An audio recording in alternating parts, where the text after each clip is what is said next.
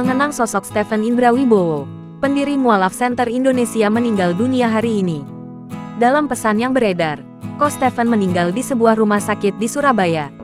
Koko Stephen Indra Wibowo orang baik banget, husnul khotimah Ko, dipanggil dalam safar dan sedang berjuang di jalan dakwah.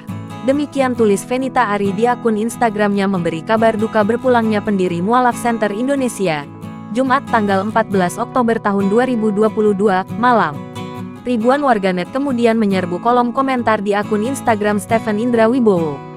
Mereka berbelasungkawa sekaligus mengenang perbuatan baik Stephen Indra Wibowo selama ini. Satu hal yang mungkin tidak pernah dilupakan ketika Stephen Indra Wibowo menjual semua hartanya untuk membantu para medis dalam upaya penanganan COVID-19. Pria yang akrab disapa Ko Stephen ini menjual 2 rumah, 7 mobil, dan 3 motor gede miliknya. Saat itu ia bersama timnya yang berjumlah 11 orang itu merencanakan niat mulia ini ketika berkumpul di Yogyakarta. Bagi dia, harta yang dimilikinya hanyalah titipan Allah SWT, yang namanya titipan. Kata dia, pasti harus dikembalikan. Ko Stephen berusaha meniru apa yang dicontohkan Rasulullah SAW. Menurut dia, Rasul pernah memperingatkan orang-orang bahwa ada 2 hal yang tidak disukai manusia. Pertama, kematian.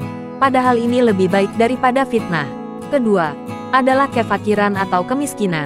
Padahal dengan sedikitnya harta, maka sedikit pula yang dihisap pada hari akhir nanti. Ia memilih mengembalikan harta dengan cara yang baik yakni membantu para medis. Total uang yang terkumpul dari penjualan hartanya itu mencapai 12 miliar rupiah. Semua uang itu dipakai untuk memproduksi 48.000 pakaian hazmat yang dibagikan secara gratis ke 4.781 fasilitas kesehatan di seluruh Indonesia.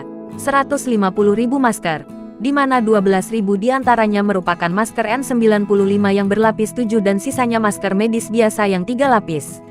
Hazmat itu juga disumbangkan ke tempat-tempat pemakaman umum, khususnya untuk para petugas yang turut memakamkan korban corona yang meninggal. Ko Stephen yang saat itu diwawancarai Tribun di Cisitu, Kota Bandung, Minggu tanggal 17 Mei tahun 2022 berharap langkahnya saat itu dapat diikuti oleh orang banyak.